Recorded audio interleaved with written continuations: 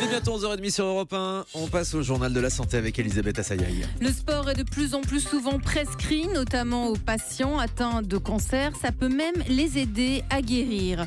Plus d'1 mois d'arrêt maladie dans certains hôpitaux. Une liste noire de l'absentéisme à Marseille. Presque 1 agent sur 10 est absent. Et puis, 2/3 des Françaises pratiquent l'allaitement dès la naissance. Des chiffres stables par rapport à 2013.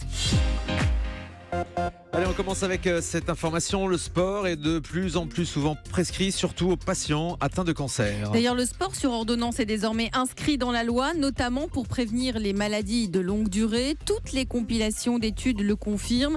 Le sport réduit le risque pour le cancer du côlon et du sein. C'est probable qu'il réduise le cancer de la prostate et possible pour le cancer du poumon et de l'endomètre.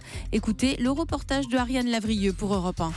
En réalité, le sport ne va pas aggraver l'état des malades, mais au contraire, les aider dans leur traitement, particulièrement ceux qui ont un cancer.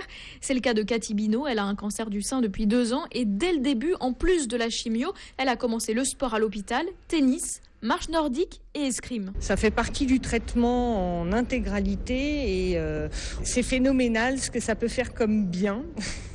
On a moins mal, on se sent plus en forme.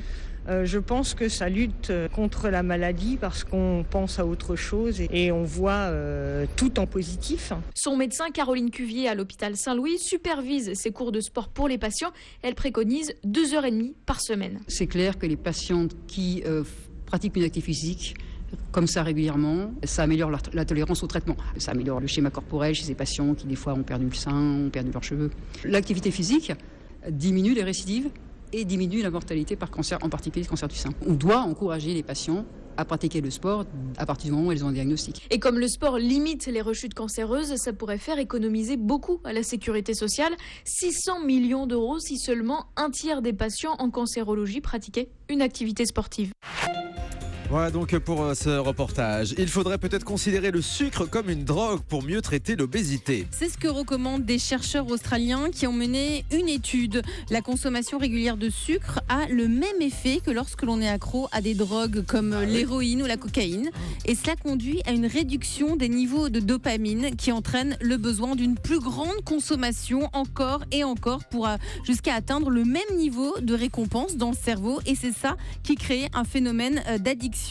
Donc considérer le sucre comme une drogue pourrait être une piste pour lutter contre l'obésité. Je vous rappelle que 4 Français sur 10 sont trop gros. Un patch sur la peau pour mesurer sa fréquence cardiaque. À Tokyo, des chercheurs japonais ont présenté un patch électronique qui permet de suivre en temps réel un certain nombre de mesures biologiques du corps humain.